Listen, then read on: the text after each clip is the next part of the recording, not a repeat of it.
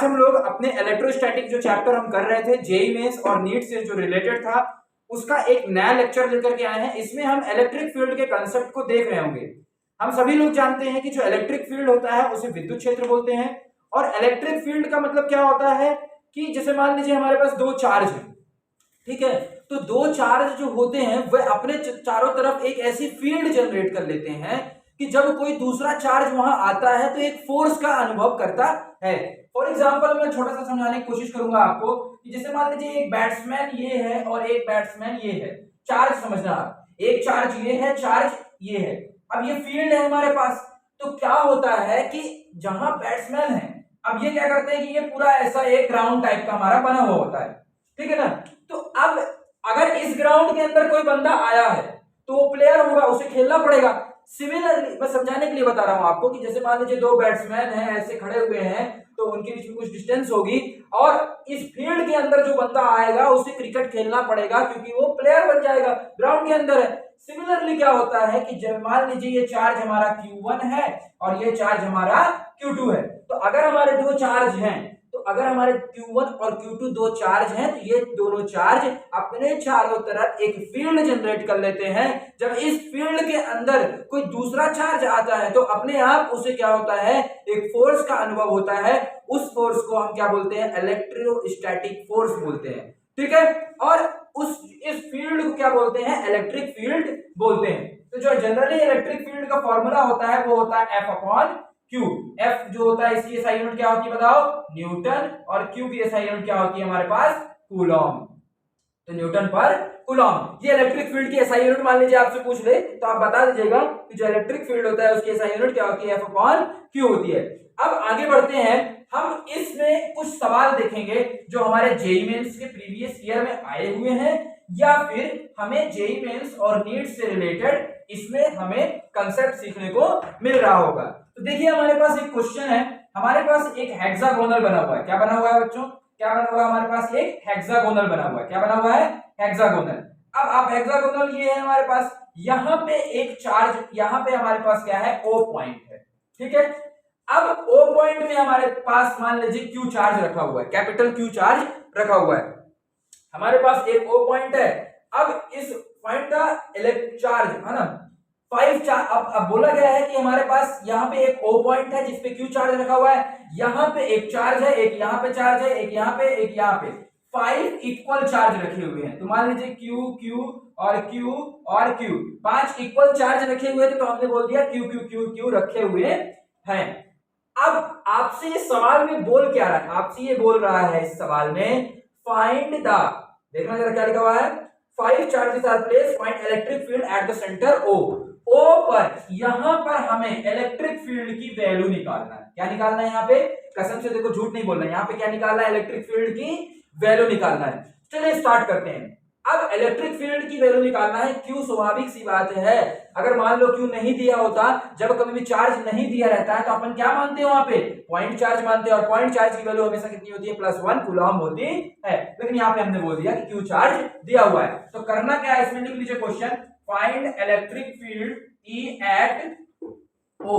O पर electric field क्या होगी, by all charges, by all charges, सभी आवेशों के द्वारा, सभी चार्जों के द्वारा E पर जो इलेक्ट्रिक फील्ड होगी उसको पता करके बताइए। तो चलिए करते हैं, बहुत आसान है। इन दोनों के बीच में बताना जरा ध्यान से, ये दोनों पॉजिटिव पॉजिटिव है, तो अगर पॉजिटिव है तो ये Q के द्वारा इस पर जो चार्ज लग रहा होगा, Q पर जो Q के कारण जो फोर्स लग रहा होगा वो इधर साइड लग रहा होगा कि नहीं लग रहा होगा, बताओ, लग रहा होगा, सिंपल सी बात है। और इस Q के कारण भी इस वाले Q एडजेसेंट देखते हैं, इस Q के कारण इधर लग रहा है, इस Q के कारण इधर लग रहा होगा। तो देखो एक चीज समझ में आ रही है, कुछ समझ में आया बात को, कि अगर एक बंदा इधर से खींच रहा है और एक बंदा इधर साइड से खींच रहा है तो इलेक्ट्रिक फील्ड वहां पे कितना हो गया, इलेक्ट्रिक फील्ड का जो फोर्स हुआ हमारे पास, जो इलेक्ट्रिक फील्ड होगी वो क्या होगी, 0 होगी, क्योंकि फोर्स 0 हो गया। इलेक्ट्रिक फील्ड का फॉर्मूला F/Q होता है, यदि फोर्स 0 हो गया है तो इलेक्ट्रिक फील्ड तो स्वाभाविक सी बात है 0 होगी ही होगी। तो इस चार्ज के द्वारा और इस चार्ज के द्वारा कोई इलेक्ट्रिक फील्ड नहीं आई। क्यों? इसके द्वारा इधर साइड लगा दिए, क्योंकि देखो बोर्ड परीक्षा नहीं है हमारा, जेईई और नीट का है, तो जेईई और नीट का है तो हमें तो रफली कर लो, आंसर दे दो। तो इसके और इसके द्वारा चार्ज हमारा जीरो माना जाएगा, वो सॉरी फोर्स हमारा जीरो हो जाएगा, क्योंकि इसके द्वारा इधर लगा था, इसके द्वारा इधर लगा था, तो दोनों क्या हो गए, कंपनसेट कर गए। सिमिलरली इस चार्ज को देखो और इस चार्ज को, इस चार्ज के द्वारा इधर साइड लग रहा होगा और इस चार्ज के द्वारा इधर साइड लग रहा होगा। तो अब भैया ये दोनों भी तो कंपनसेट कर गए, ये दोनों भी तो एडजेसेंट हैं, एडजेसेंट है ना, देखो ये दोनों एक ही, इसका इधर तो कैंसिल, इसका इधर, तो ये भी क्या हो जाएगा हमारे पास, कैंसिल। तो इसके कारण और इसके कारण इलेक्ट्रिक फील्ड क्या हो जाएगी हमारी, कैंसिल आउट। तो बचा क्या भैया, बचा हमारा ये वाला चार्ज। कौन सा चार्ज बचा, ये Q बचा हमारे पास। तो इस Q के कारण भैया इधर साइड आ रही होगी इलेक्ट्रिक फील्ड, इधर साइड, तो केवल और केवल यही एक इलेक्ट्रिक फील्ड है जो यहाँ पे आ रही होगी। अब इलेक्ट्रिक फील्ड का फॉर्मूला क्या होता है भैया, F अपॉन Q।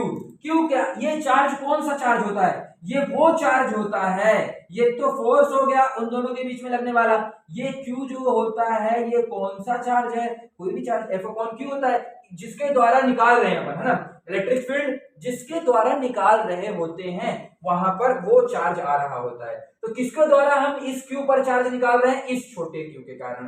तो electric field is equal to F upon Q। F का फॉर्मूला बोलना जल्दी ध्यान से, K Q1 Q2 अपॉन इन दोनों के बीच में डिस्टेंस दी हुई है, मान लीजिए पेपर में A दी हुई है, क्या दी हुई है, A दी हुई है ना, डिस्टेंस क्या दी हुई है, A दी हुई है, ये डिस्टेंस ये सब डिस्टेंस कितनी दी हुई है, A दी हुई है मान लीजिए पेपर में। तो K Q1 Q2 upon R square यानी A स्क्वायर, नीचे साइड Q था, Q से Q कैंसिल हो गया, तो हमारे पास कितना आ गया, KQ अपॉन A स्क्वायर। ठीक है, KQ अपॉन A स्क्वायर। तो ये हमारा इलेक्ट्रिक फील्ड आ गया, और किस साइड आया है, अप साइड आया है। तो आई थिंक आपको एक सवाल समझ में आ गया होगा। देखिए हमारे पास क्या दिया हुआ है, सही है हमारा, पूरी तरह से देख सकते हैं आप लोग कि अब अगर आप चाहो ना तो इस k की वैल्यू रख सकते हो। k की वैल्यू कितनी होती है, 9 multiply by 10 to the power 9। तो कोई सवाल वाला अगर मान लो ऑब्जेक्टिव में k की वैल्यू रख के दिया है तो k की वैल्यू रख देना। अब मान लो सवाल वाला a की जगह कुछ और रख दिया, जैसे मेरे पास जो सवाल है इसमें a की जगह इसमें दिया हुआ है a बराबर 6 लिखा हुआ है, तो a बराबर 6 लिखा हुआ है तो 36 हो जाता है, 6 6 36 हो जाता, और ऊपर क्या होता, फिर इसको सिंपलीफाई कर लेते। मान लो इफ a बराबर हमारे पास दिया हुआ है 6, तो फिर आंसर क्या आता, k की जगह हमने 9 multiply by 10 to the power 9 रख दिया। q हमारा चार्ज है, मान लो q की वैल्यू दिया हुआ है हमारे पास, q बराबर 1 कूलम, कुछ भी दे दिया है 1 कूलम दे दिया है, तो q की जगह 1 रख देते हैं आप, और r स्क्वायर यानी 6 या 36, तो 9 4 जो 36, तो हमारे पास कितना आता है 10 टू द पावर 9 बाय 4, है ना।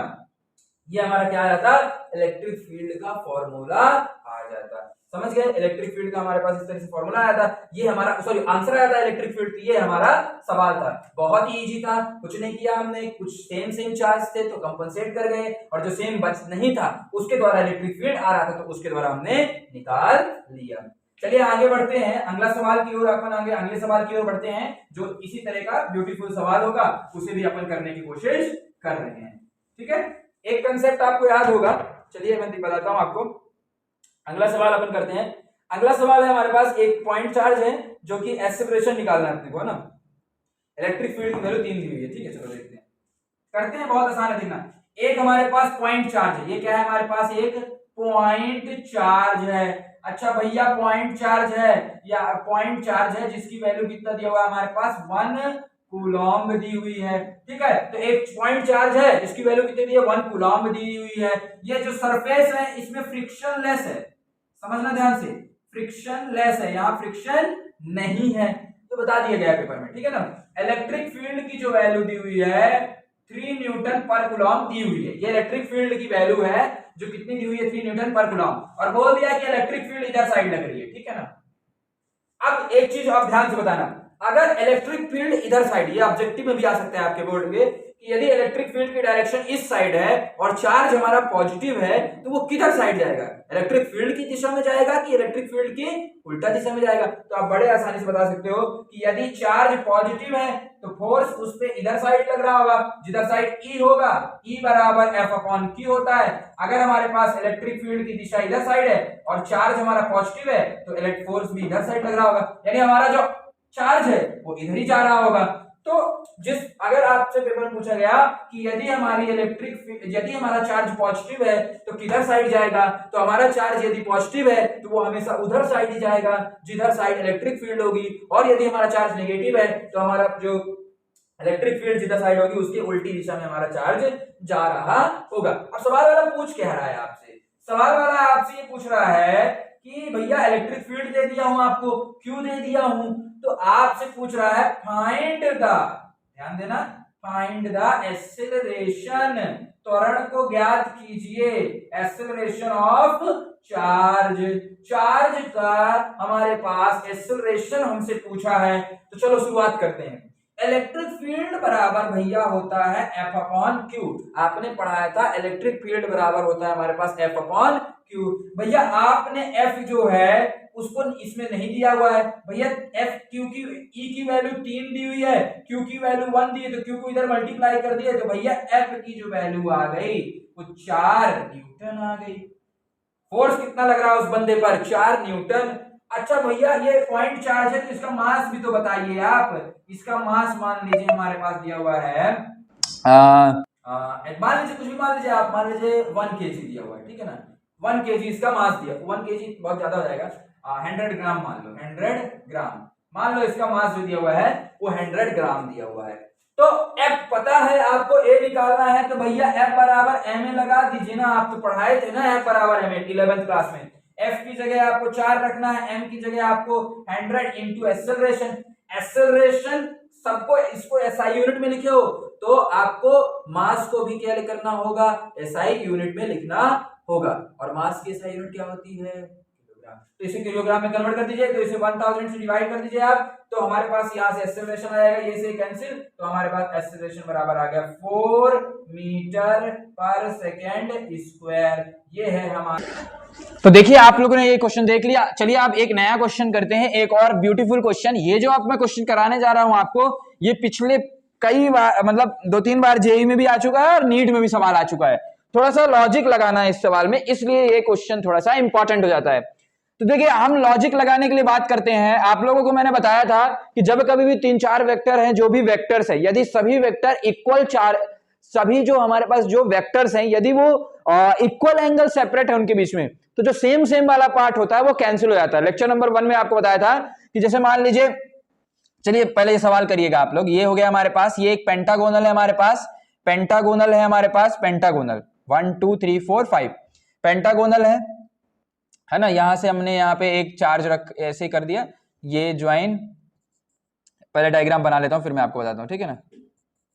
ये हो गया, ये हो गया, ये हो गया, ये हो गया, पेंटागोनल है। अब हमारे पास भैया यहाँ पे एक क्यू चार्ज रखा हुआ है, यहाँ पे एक क्यू चार्ज रखा हुआ है, यहाँ पे एक क्यू चार्ज रखा हुआ है, यहाँ पे एक क्यू चार्ज रखा हुआ है, 1 2 3 4 5, ठीक है ना। अब यहाँ पे हमारे पास 4 चार्ज हैं हमारे पास दिया हुआ है, गिवन हमारे पास क्या है कि हमारे पास एक पेंटागोनल है, और उस पेंटागोनल में हमारे पास कितने चार्ज दिए हुए हैं, 4 चार्ज दिए हुए हैं। यहां O पॉइंट है ना, तो यहां लिख दीजिए वी हैव 4 चार्ज, है ना, वी हैव 4 चार्ज गिवन, हमारे पास 4 चार्ज गिवन है ना। फाइंड ई एट ओ पर ई को ज्ञात कीजिए, ओ को ई पर ज्ञात कीजिए। जो हमने पिछला सवाल हेक्सागोनल वाला किया था उसमें एक क्या था, बहुत अच्छा ये था कि जो इस क्यू के कारण इधर लग रहा था, वो इस क्यू के कारण इधर लग रहा था और कैंसिल हो जा रहा था। लेकिन यहां पे देखने वाली बात सबसे बड़ी ये है कि इस क्यू के कारण तो भैया इधर लग रहा है, लेकिन इस क्यू के कारण तो इधर लग रहा है ना, समझना ध्यान से, इस क्यू के कारण इधर लग रहा है और इस वाले क्यू के कारण इधर लग रहा है, इस क्यू के कारण इधर लग रहा है और इस क्यू के कारण इधर लग रहा है, मतलब इधर मतलब थोड़ा सा डिस्टर्ब बन गया है, मतलब ये समझ लीजिए आप कि उसके ऐसा नहीं लग रहा है कि कैंसिल आउट हो जाएंगे। जैसे अभी अगर ऐसा लगता तो कैंसिल हो जाता, लेकिन ये ऐसा लग रहा है। अब सिमिलरली यहां पे ऐसा लग रहा है ये वाला, और इस क्यू के कारण क्या लग रहा है हमारे पास, ऐसा लग रहा है। समझ रहे हो बात को, समझने की कोशिश करो, जो मैं समझाने की कोशिश कर रहा हूं आपको। क्या हो रहा है हमारे पास, इस Q के कारण जैसे हमारे पास एक Q ये दिया हुआ है, एक Q ये दिया हुआ है, तो इस Q के कारण ऐसा इधर साइड लग रहा है, तो जो जैसे मान लो इस Q के कारण ओवरऑल अगर हम देखें तो ऐसे जा रहा है और इस Q के कारण ऐसे जा रहा है, मतलब इनके बीच में ऐसा है कि एंगल है कुछ, है ना, ये ऐसे ऐसे बने हुए हैं, ऐसे ऐसे बने हुए हैं। अगर ये एक लाइन इधर है तो एक लाइन इधर है, अगर ये दोनों लाइन ऐसे होती ना तो ये लाइन कैंसिल हो जाती, बट ये ऐसा यहां पर नहीं है, इसलिए ये कैंसिल नहीं होंगे। अगर अब कैंसिल नहीं हो रहे हैं तो फिर कैसे करें भैया? हमारे पास एक वेक्टर ऐसे आ गया, एक वेक्टर ऐसे आ गया, एक वेक्टर ऐसे, सॉरी एक वेक्टर ऐसे आ गया और एक वेक्टर हमारे पास कुछ ऐसे करके आ गया, है ना। 4 वेक्टर आ गए हैं जो कि अब कैंसिल नहीं होने वाले वेक्टर्स हैं, ऐसे वेक्टर्स हैं जो कैंसिल ना हो। लेकिन हम जानते हैं कि पेंटागोनल में एक प्रॉपर्टी होती है कि जो 5 एंगल है, टोटल हमारा 360 होता है, अगर 360 है टोटल तो 360 को आप डिवाइड करो 5 से, 360 डिवाइड बाय 5 तो आपको आएगा 72 डिग्री। मतलब कि ये जो वेक्टर्स होते हैं इन दोनों के बीच में 72 था, इनके बीच में 72 था, इनके बीच में 72 था, इसके ये वाला जो लाइन थी, ये वाली जो लाइन थी, और इसके बीच में 72 था और इसके बीच में 72 था, तो 72 था। यदि हमारे पास 5 वेक्टर होते जो कि 72 पर होते तो वो कैंसिल आते, तो 5 वेक्टर लाना पड़ेगा, 5 वेक्टर लाना होगा, यानी 5 चार्ज होने पड़ेंगे। 1 2 3 4 तो हो गए भैया, इनके बीच में ये जो वेक्टर बन रहा था, इनके बीच में भैया 72 है, इनके बीच में भैया 72 है, इनके बीच में भैया 72 है, लेकिन अब हमें एक कोई और वेक्टर लाना होगा। देखो ये देखो, आप ये इस डायग्राम को देखोगे तो इसमें थोड़ा सा तुम्हें समझ में नहीं लग रहा होगा कि बेकार सा लग रहा है, लेकिन इस वाले में देखो ना, वैसे समझ में आ रहा है कि ये वाला एंगल पहले 72 इतना था, पहले 72 इतना था, अभी दोनों फैल गए हैं ज्यादा, मतलब ये वाला जो एंगल है, ये वाला जो एंगल बन गया है अब वो 72 से क्या हो गया है, ज्यादा हो गया है। समझ रहे हो बात को?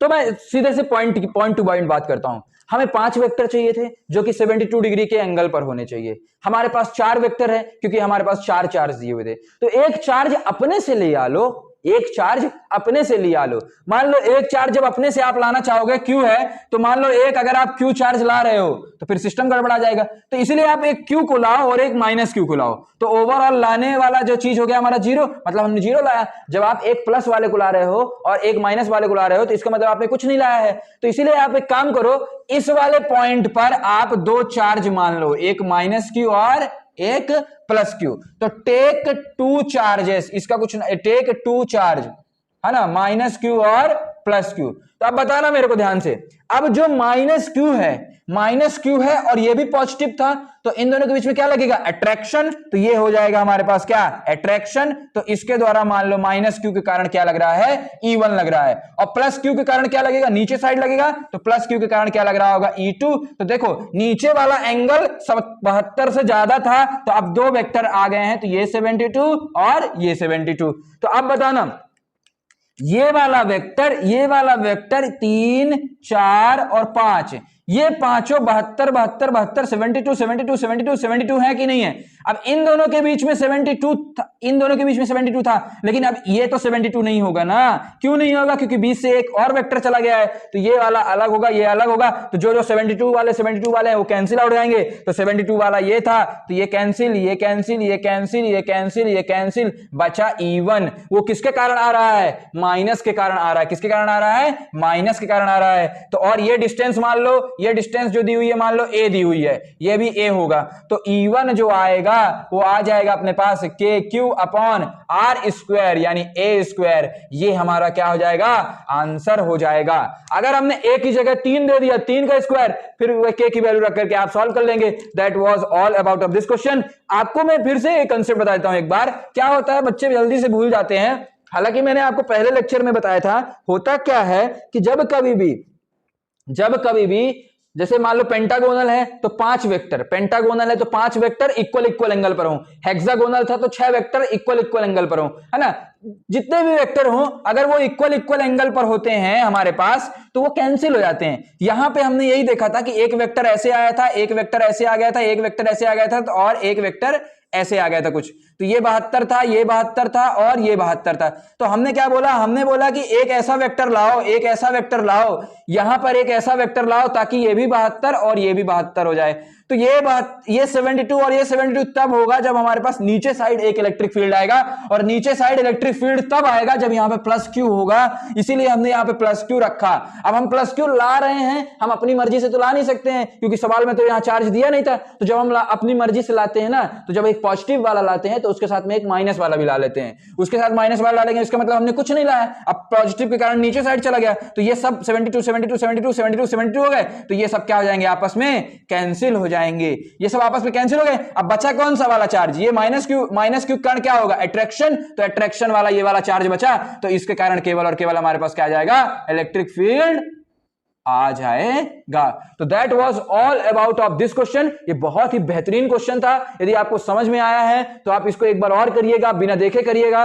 कुछ नहीं था, पेपर वाले ने हमसे स्कैम करने के लिए 4 चार्ज दे दिए, यहाँ पे कुछ नहीं दिया और यहाँ पे कुछ नहीं दिया, और बोलो सॉल्व करो। सॉल्व कर रहे थे हम, लेकिन इनके बीच में तो कोई एंगल ज्यादा दिया हुआ था, मतलब 72 से ज्यादा था, और 72 अगर 5 वेक्टर के बीच में है तो कैंसिल हो जाएंगे। अगर हेक्सागोनल है तो 6 वेक्टर के बीच में जो एंगल आता है 360 का डिवाइड बाय 6, अगर मान लो 3 वेक्टर हैं तो 360 डिवाइड बाय 3, तो अगर सभी वेक्टर, ये पॉइंट याद कर लो, जितने वेक्टर इक्वल एंगल पर होते हैं वो वेक्टर कंपनसेट करके कैंसिल आउट हो जाते हैं, हमें सॉल्व करने की जरूरत नहीं होती है। अदरवाइज फिर हमें सॉल्व करो, करते रहो सॉल्व, इन दोनों को सॉल्व करो, under of a square plus b square plus 2ab cos theta, फिर इन दोनों को सॉल्व करो, फिर इन दोनों को, बहुत बहुत लंबा हो जाता है। इसीलिए पेपर वाले जनरली ऐसे ही सवाल देते हैं ताकि आपको आसानी से हो जाए। कुछ नहीं कर रहे, बस याद रखना कि भैया जितने वेक्टर इक्वल एंगल पर होते हैं वो कैंसिल हो जाते हैं। अगर इक्वल एंगल पर वेक्टर नहीं बन रहे हैं तो बनाने की कोशिश करो, बन जाए तो वेल एंड गुड, नहीं बने तो छोड़ दो सवाल, मतलब छोड़ो मत, ट्राई करो, आगे बढ़ो, लेकिन मुश्किल हो जाएगा फिर वो सवाल करना, ठीक है ना। तो हमने आज ये इंपॉर्टेंट सवाल कर लिए, ठीक है। तो यहां से हमारा इलेक्ट्रिक फील्ड का जो टॉपिक था वो खत्म होता है, समाप्त होता है। अब नेक्स्ट लेक्चर में हम बात करेंगे कि जो इलेक्ट्रिक फील्ड है, हॉलो स्फीयर का, सॉलिड स्फीयर का, इन सभी चीजों के जो इलेक्ट्रिक फील्ड का फॉर्मूला आता है, अंदर बाहर, सेंटर के अंदर, जो भी चीजें हैं, that all this things we will discuss in one video. एक वीडियो में हम अगले लेक्चर में जो चीजें हम डिस्कस करने वाले हैं, जो अगला लेक्चर है उससे ज्यादातर सवाल बनते हैं पेपर में जो अगला लेक्चर है उससे ज्यादातर सवाल बनते हैं, तो हम अगले लेक्चर देखेंगे। तब तक के लिए आप पढ़ते रहे और आगे बढ़ते रहे। Thank you lovers.